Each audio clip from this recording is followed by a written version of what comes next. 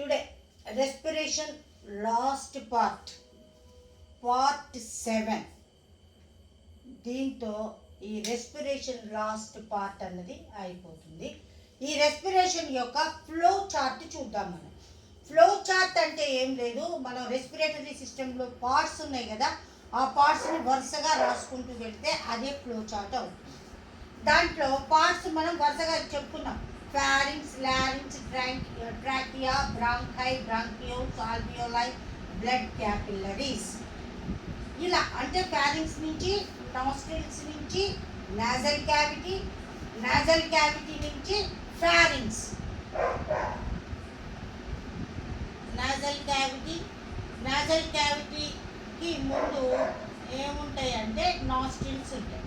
ఈ నాస్ట్రిల్స్ నుంచి ఎయిర్ అనేది నాజల్ క్యావిటీలోనికి, నాజల్ క్యావిటీ నుంచి ఫారింగ్స్లోనికి, ఫారింగ్స్ నుంచి లారింగ్స్కి, లారింగ్స్ నుంచి ట్రాకియాకి, ట్రాకియా నుంచి బ్రాంకైకి, బ్రాంకై నుంచి బ్రాంకియోల్స్కి, బ్రాంకియోల్స్ నుంచి ఆల్వియోలైకి, ఆల్వియోలై నుంచి బ్లడ్ క్యాపిల్లరీస్కి, బ్లడ్ క్యాపిల్లరీస్ నుంచి బ్లడ్లోనికి, బ్లడ్లో ఉన్న హిమోగ్లోబిన్ ఆక్సిజన్ని తీసుకుంటుంది. తర్వాత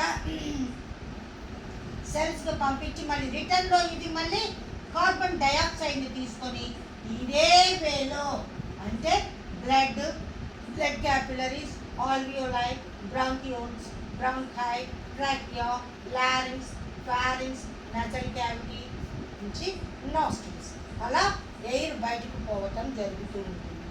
దీనినే ఏమంటారు అంటే flow chart of respiratory system అని చెప్పంటారు. లాస్ట్ మొన్న జరిగిన 10th క్లాస్ ఎగ్జామ్లో ఈ రెస్పిరేటరీ సిస్టమ్ యొక్క ఫ్లో చార్ట్ని అడగటం జరిగింది. ఇక నెక్స్ట్ వన్ ఏంటి అంటే జనరల్గా మన లంగ్ యొక్క కెపాసిటీ ఇన్హలేషన్, ఎక్స్హలేషన్ కలిపి ఎంత కెపాసిటీ ఎయిర్ని అది తీసుకొని వదలగలదు అంటే అప్రాక్సిమేట్లీ 5800 ml ఆఫ్ ఎయిర్ని తీసుకునే కెపాసిటీ మన లంగ్కు ఉంటుంది. కానీ డైలీ లైఫ్లో జనరల్గా మన మనం లంగ్స్లోకి ఎంత ఎయిర్ని పంపించి లోపలికి పంపించి బయటకు పంపుతున్నాము అంటే కేవలం 1200 ml ఎయిర్ను మాత్రమే పంపుతున్నాము.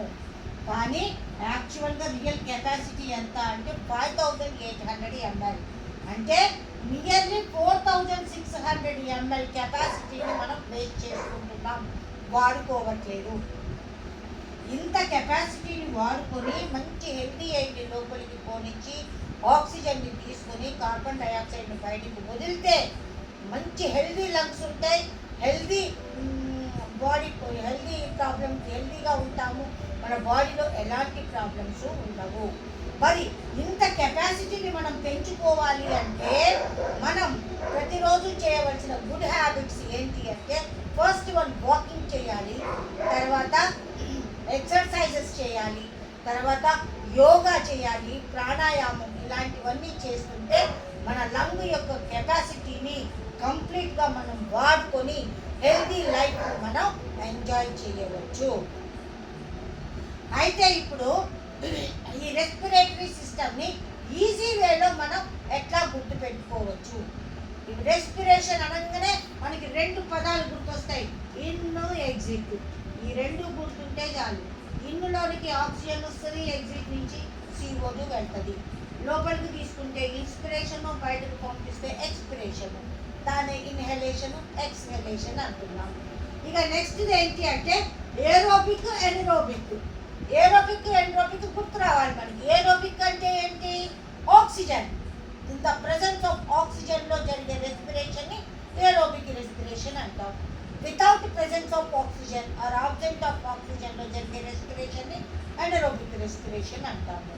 ఎనరోబిక్ రెస్పిరేషన్, ఏరోబిక్ రెస్పిరేషన్లో ఏం రిలీజ్ అవుతాయి అంటే కార్బన్ డయాక్సైడ్, తర్వాత water vapour, next energy release అవుతుంది. మరి ఎనరోబిక్ రెస్పిరేషన్లో ఏం రిలీజ్ అవుతుంది అంటే ఎంట్రోపిక్ రెస్పిరేషన్లో ఇంకొక టైప్ ఉంది, దాన్ని ఫెర్మెంటేషన్ అంటాం. ఫెర్మెంటేషన్లో ఇడ్లీ పిండి, దోశల పిండి, తర్వాత బ్రెడ్, బన్ను, ఆల్కహాల్ వీటన్నింటిని తయారు చేయడానికి ఫెర్మెంటేషన్ వాడతారు. మరి ఎండ్రోపిక్ రెస్పిరేషన్లో ఏం రిలీజ్ అవుతుంది అంటే లాక్టిక్ యాసిడ్ ఎనర్జీ రిలీజ్ అవుతుంది. ఏరోబిక్లో ఎక్కువ ఎనర్జీ వస్తుంది, ఎనరోబిక్లో తక్కువ ఎనర్జీ వస్తుంది. ఇలా మనం గుర్తుపెట్టుకుంటా ఉండాలి. తర్వాత ఈ రెస్పిరేషన్ని కంబషన్తో పోల్చారు. రెస్పిరేషన్ని ఫోటోసింథసిస్కి తేడా అంటున్నారు. దాని రెండింటికి తేడాని కూడా మనం గుర్తుపెట్టుకోవాలి. అవుట్లైన్గా ఒక ఓవర్వ్యూ తీసుకోవాలి. తర్వాత టోటల్ రెస్పిరేటరీ సిస్టమ్ యొక్క డయాగ్రామ్ మనం వేసుకున్నాం. ఆ డయాగ్రామ్ వేసుకుంటే చాలు, టోటల్ దాని స్ట్రక్చర్ మనకు బొమ్మను చూడంగానే వచ్చేస్తుంది. మనం ఆ బొమ్మను చూసే మీకు ఎక్స్ప్లెయిన్ చేయడం జరిగింది. ఒకసారి ఆ వీడియోలన్నీ చూడండి. అదే కాకుండా మీకు రియల్ లంగ్స్ని కూడా చూపించాను, షార్ట్స్లో వస్తుంది అది. ఆ రియల్ లంగ్స్ని చూడండి. తర్వాత ప్లాంట్స్లో రెస్పిరేషన్ దాని గురించి చెప్పాము. దాని యొక్క పిక్చర్స్ కూడా షార్ట్స్లో వచ్చినాయి మనకి. ఏరియల్ రూట్స్ అని, లెంట్ సెల్స్ అని వచ్చినాయి. అవి కూడా మీరు ఒకసారి చూడండి. ఇలా మనం ఈ రెస్పిరేషన్లో మొత్తం ఓవర్వ్యూని మైండ్ మ్యాపింగ్ చేసుకోవాలి. రెస్పిరేషన్ అనగానే ఈ పదాలు వస్తాయని గుర్తుపెట్టుకుంటే ఆ పదాలకు కావాల్సిన డిస్క్రిప్షన్ అంతా మనకి ఆటోమేటిక్గా వస్తూనే ఉంటుంది. ఇంకా నెక్స్ట్ ఏంటి అంటే రెస్పిరేటరీ ఆర్గాన్స్. ఏ యానిమల్లో ఏ రెస్పిరేటరీ ఆర్గాన్స్ ఉన్నాయి అవి కూడా మనం చూడటం జరిగింది. తర్వాత రెస్పిరేషన్ రేటును కూడా చూసాము. చిన్నపిల్లల్లో ఎట్లుంటుంది, పెద్దవాళ్ళలో ఎట్లుంటుంది అది కూడా మనం చూసాము. సో ఈ రెస్పిరేషన్ ఓవర్వ్యూలో మొత్తం ఇవే ఉంటాయి, ఇంతకంటే ఎక్కువ ఏం లేవు మనకి టాపిక్స్. సో ఈ రెస్పిరేషన్ అనగానే మనం ఓవరాల్గా ఏరోబిక్, ఎనరోబిక్, కంబషను, తర్వాత రెస్పిరేషన్కి ఫోటోసింథసిస్కి తేడా ఏంటి, తర్వాత రెస్పిరేషన్ యొక్క స్ట్రక్చరు, ఇవి చూసుకుంటే మనకి రెస్పిరేషన్ యొక్క చాప్టర్ అనేది చాలా ఈజీగా అయిపోవడం జరుగుతుంది. ఇవే కాకుండా మనకి రెస్పిరేషన్లో ఏం రిలీజ్ అవుతాయి అంటే కార్బన్ డైఆక్సైడు, తర్వాత వాటర్ వేపరు, తర్వాత ఎనర్జీ రిలీజ్ అవుతుంది. మరి ఎనర్జీ రిలీజ్ అవుతుంది కాబట్టి మరి CO2 రిలీజ్ అవుతుందా అవ్వదా, మరి H2O అనేది వాటర్ వేపర్ అనేది రిలీజ్ అవుతుందా అవ్వదా, మరి ప్లాంట్స్ను కూడా రెస్పిరేషన్ జరుపుకుంటాయి అనుకున్నాం కదా, మరి అవి కూడా CO2 రిలీజ్ చేస్తాయా లేదా, తర్వాత ఈస్ట్ అనేది ఫర్మెంటేషన్ని ఎట్లా జరుపుకుంటుంది, మరి కంబషన్ని ఏది సెల్యులర్ మన కార్బోహైడ్రేట్స్ని గ్లూకోజ్ని కంబషన్ చేస్తే ఎట్లా ఉంటుంది. ఈ 4 ఎక్స్పెరిమెంట్లను గుర్తుపెట్టుకుంటే చాలు. ఎక్స్పెరిమెంటల్ యొక్క స్టెప్స్ అనేది నేను ఆల్రెడీ మీకు ఫస్ట్ చాప్టర్లో సైడ్ స్టెప్స్ చెప్పాను. ఆ స్టెప్స్ రాసుకోవడం, ఆ బొమ్మను చూడటం, వాటికి సంబంధించింది రాయటం జరగాలి. ఇలా చేసుకుంటే మనకి రెస్పిరేషన్ చాప్టర్ అనేది చాలా ఈజీగా ఉంటుంది. ఈ రెస్పిరేషన్లో స్టెప్స్ గుర్తుపెట్టుకోండి. స్టెప్స్ ఏముంది, చాలా ఈజీ. ఆల్వియోలో బుడగలా ఉంటుంది. ఆ బుడగ నుంచి ఆక్సిజన్ బ్లడ్ క్యాపిల్లరీలోకి వెళ్తుంది. మరి బ్లడ్ క్యాపిల్లరీ నుంచి CO2 ఆల్వియోలోకి వెళ్తుంది. అదొక ఫస్ట్ స్టెప్. ఇక సెకండ్ స్టెప్ ఎక్కడికి వెళ్తుంది, బ్లడ్ ట్రాన్స్పోర్ట్ చేస్తుంది. ఎక్కడికి, టిష్యూస్కి. టిష్యూస్ నుంచి ఎక్కడికి వెళ్తుంది, సెల్ దగ్గరకు వచ్చేసరికి సెల్యులార్ రెస్పిరేషన్.